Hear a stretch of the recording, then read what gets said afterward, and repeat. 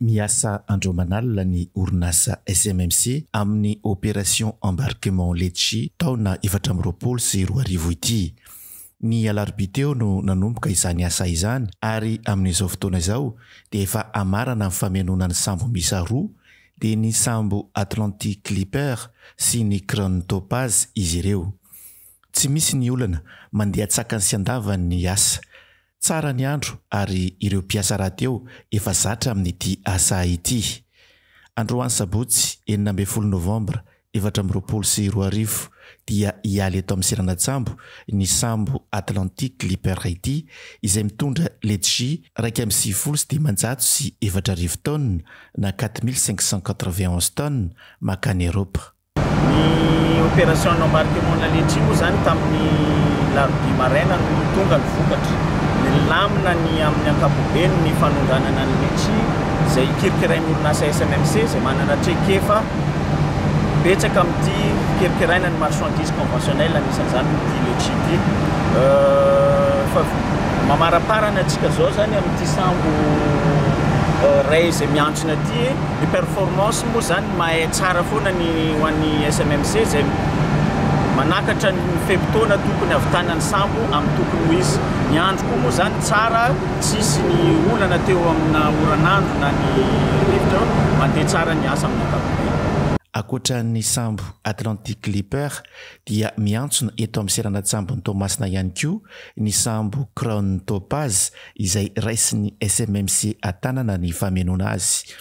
Efa mamarana ny famenona ity sambo ity ihany koa ny mpiasa eto anivon'ny SMMC.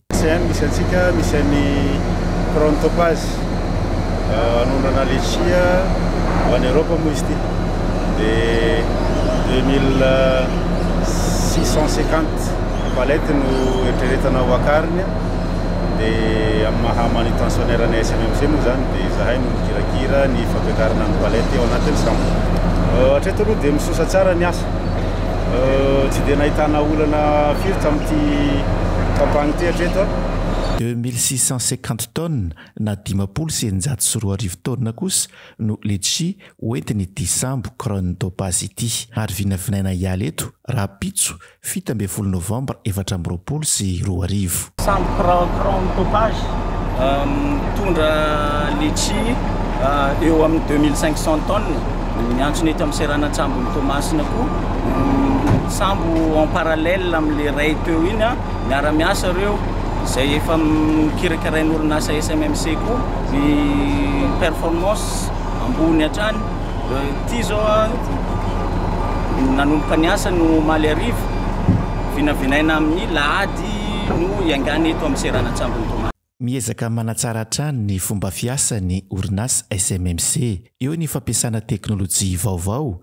Isan'ny mampiavaka ny tamin'ity taona ity koa ny fampiasana ny angovo azo avoizina. Eo ihany koa ny fametrahana ny angara izay ampidirina ireo camion raha sanatry misy ny oranandro. SMMC dia miezaka manatsara hatrany ny fomba fiasa ao anatin'izany ny fampiasana ny teknôlôjia vaovao zany hoe ny informatisation ny asa. Dia ao anatin'izany ihany koa ny zava-baovao tamin'ity taona ity raha oharina tamin'ny herintaona zao dia somary nahirana kely anay ny tsy fisiany abri teto amin'ny lycéen. Dia tamin'ity taona ity SMMC dia nanamboatra abri izay afaka rehefa manorana ny andro dia mialo koa ny fiara mandra-pampiakarana ny entana ao anatin'ny sambo. Ankoatr'izay dia misy ihany koa ny fampiasana énergie renouvelable zany hoe énergie solaire indray zany nampiasaina aty amin'ny C1 tamin'ity taona ity.